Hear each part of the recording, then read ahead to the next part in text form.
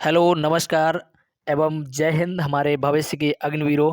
आज 8 मार्च 2023 होली का उत्सव है और आप सभी लोगों के लिए बहुत सारी बधाइयाँ होली के रंगोत्सव के त्योहार की। और मैं आपको बता दूं, आज मैं आपको करवाने वाला हूं 30 अति महत्वपूर्ण प्रश्न जो एग्ज़ाम की दृष्टि से बेहद इम्पोर्टेंट हैं। यदि आप वर्दी का जज़्बा रखने वाले हैं तो इन प्रश्नों को अवश्य एग्ज़ाम से पहले देख कर के जाएँ, क्योंकि ये प्रश्न एक्सपेक्टेड प्रश्न है जो बार-बार एग्ज़ाम में पूछे जाते हैं। तो चलिए सीधा स्टार्ट करते हैं क्वेश्चन से। पहली बार चैनल पर विज़िट कर रहे हो तो मैं आपको बता दूँ, ये दूसरी वीडियो है। दूसरा ये सेशन है। पहला एक सेशन मैं करवा चुका हूँ, ये दूसरी क्लास है और लगातार ये सीरीज़ पेपर तक आपकी चलती रहेगी। इसलिए चैनल को सब्सक्राइब करके बेल आइकन को प्रेस करके रखें, ताकि जब भी वीडियो अपलोड करूँ आप तक नोटिफ़िकेशन पहुँचता रहे। चलिए स्टार्ट करते हैं। पहला प्रश्न है आपका कि भारत का संविधान कब अंगीकृत हुआ? इस प्रश्न को आप ट्रिपल स्टार लगा लीजिए, क्योंकि ये कई बार प्रश्न बहुत बार पूछा जाता है और मैक्सिमम बच्चों को आता भी है, तो आपको भी आना चाहिए। तो इसका पहला प्रश्न का इसका आंसर क्या है? ऑप्शन नंबर बी करेक्ट हो जाएगा, यानी 26 नवंबर 1949। 26 नवंबर 1949 आपका राइट आंसर हो जाएगा। अगला प्रश्न।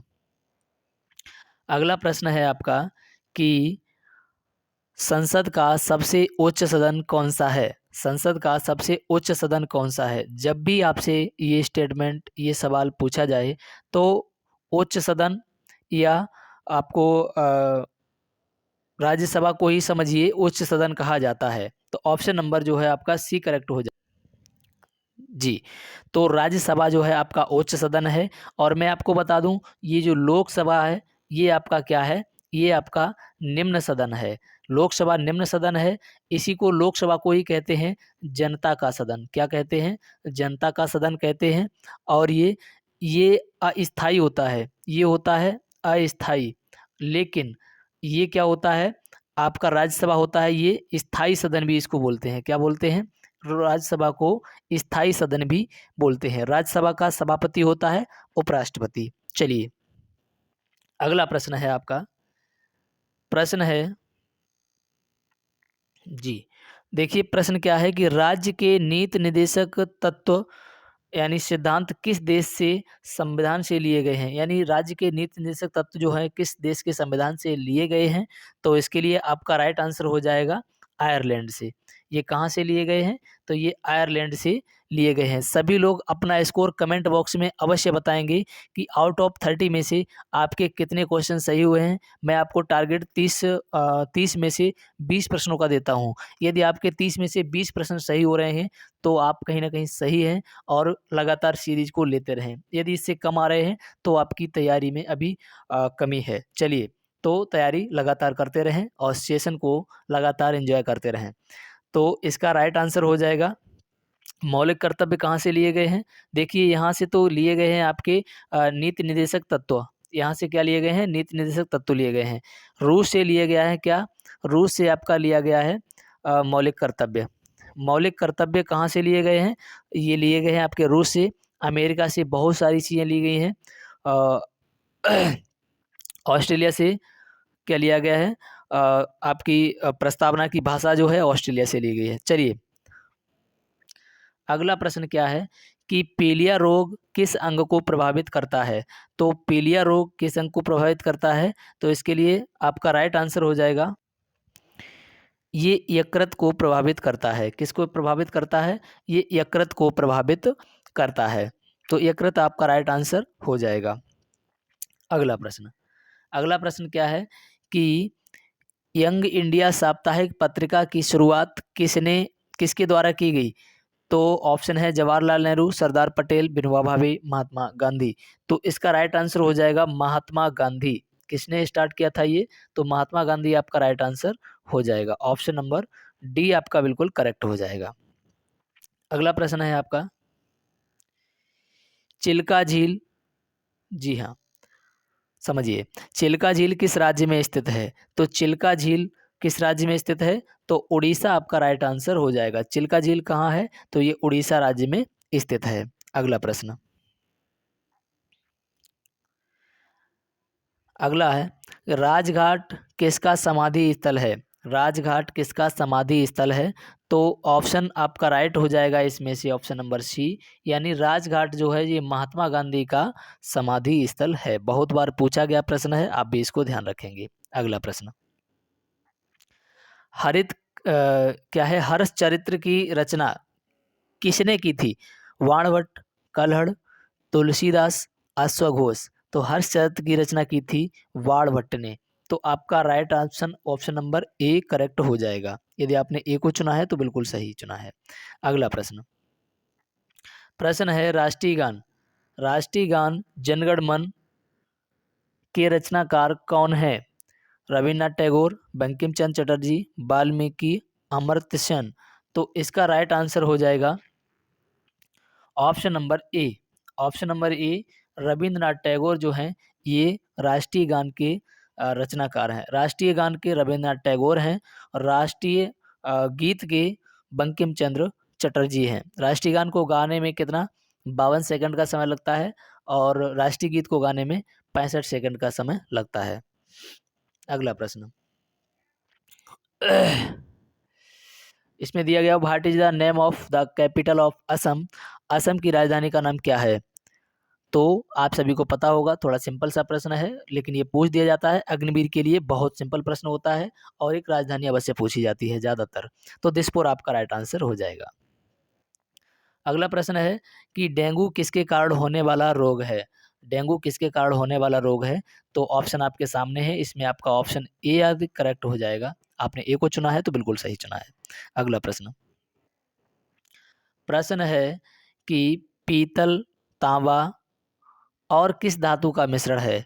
तो ये पीतल तांबा किसका है? ये जस्ते का मिश्रण है। मैंने एक ट्रिक बताई थी इसके लिए, पिताजी। क्या बताई थी? पिताजी एक ट्रिक बताई थी। इसमें क्या है कि पी से आपका क्या हो जाएगा? पीतल, पी से पीतल हो जाएगा और ता से तांबा हो जाएगा और जा से आपका जस्ता हो जाएगा। पिताजी से आप ध्यान रखेंगे कि पी से पीतल, ता से तांबा, जा से जस्ता। पिताजी, पीतल किसका मिश्रण है? तो पिताजी का मिश्रण है। अगला प्रश्न, अगला प्रश्न है कि अंतर्राष्ट्रीय मुद्रा कोष का मुख्यालय कहाँ स्थित है? अंतर्राष्ट्रीय मुद्रा कोष का मुख्यालय कहाँ स्थित है? तो इसका राइट आंसर हो जाएगा ऑप्शन नंबर डी, यानी वाशिंगटन डीसी। वाशिंगटन डीसी आपका राइट आंसर हो जाएगा। अगला प्रश्न, प्रश्न है कि केंद्रीय आलू अनुसंधान संस्थान कहाँ स्थित है? तो केंद्रीय आलू अनुसंधान संस्थान कहाँ स्थित है? तो आपका राइट ऑप्शन हो जाएगा ऑप्शन नंबर ए, यानी ये शिमला में स्थित है। आलू अनुसंधान संस्थान शिमला में स्थित है। अगला प्रश्न, प्रश्न है आपका कि प्रकाश वर्ष किसका मात्रक है? प्रकाश वर्ष किसका मात्रक है? तो ये दूरी का मात्रक है। प्रकाश वर्ष किसका है? तो ये दूरी का मात्रक प्रकाश वर्ष हो जाएगा। अगला प्रश्न, अगला प्रश्न है कि चार मीनार स्थित है, कहाँ स्थित है? तो चार मीनार ये हैदराबाद में स्थित है। ध्यान रखेंगे, चार मीनार हैदराबाद में स्थित है। अगला प्रश्न है, ये सभी प्रश्न बार बार रिपीट होने वाले प्रश्न है। एक एक प्रश्न आपके लिए बहुत बेहद इंपॉर्टेंट है। ये सभी के सभी प्रश्न आप यदि आप पेपर देने जाएं तो ये आपको आने चाहिए। पेपर से पहले एक बार जरूर रिवीजन करके जाएं। ब्रह्म समाज की स्थापना किसने की थी? तो ब्रह्म समाज की स्थापना की थी राजा राम मोहन राय ने। ऑप्शन नंबर बी आपका बिल्कुल करेक्ट हो जाएगा। अगला प्रश्न है कि थॉमस कप का संबंध किस खेल से है? तो थॉमस कप का संबंध जो है आपका हो जाएगा, किससे संबंधित है ये?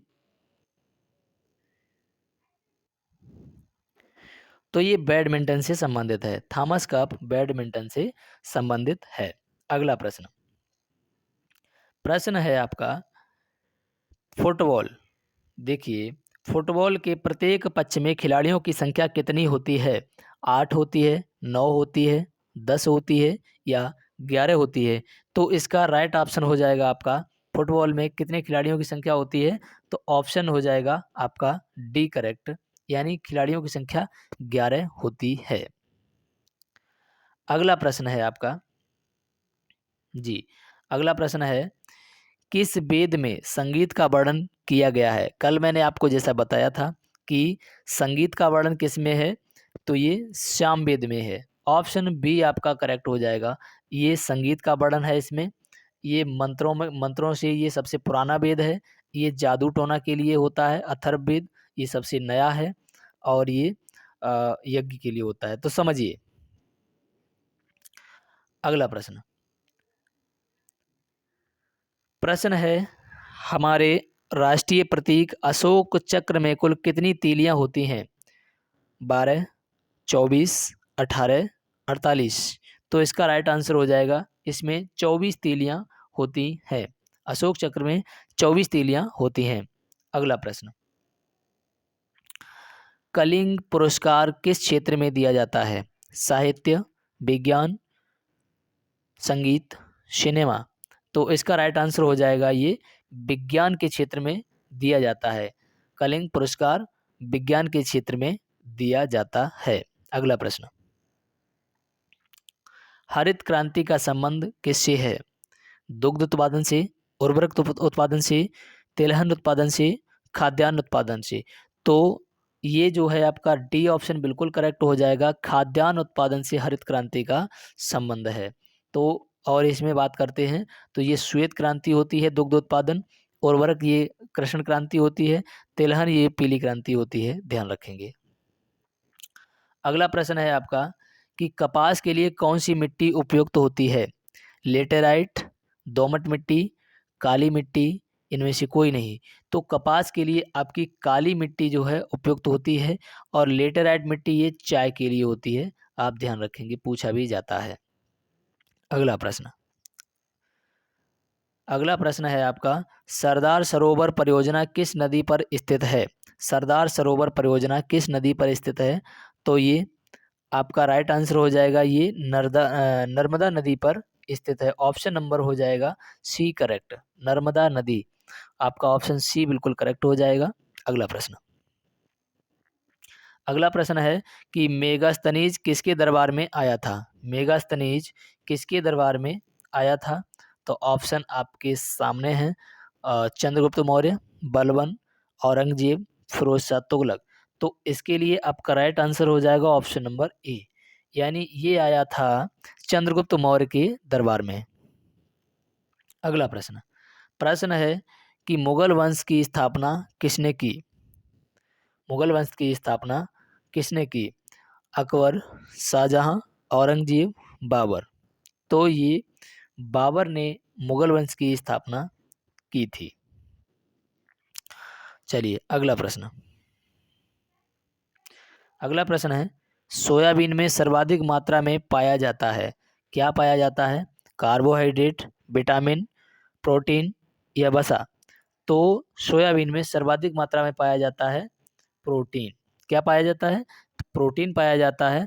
और ये सोयाबीन कहाँ सबसे ज़्यादा पाया जाता है? तो सोयाबीन सबसे ज़्यादा एमपी में पाया जाता है। इसी को कहते हैं सोया प्रदेश। सोया प्रदेश कहते हैं एमपी को। एमपी में सोयाबीन सर्वाधिक मात्रा में पाया जाता है।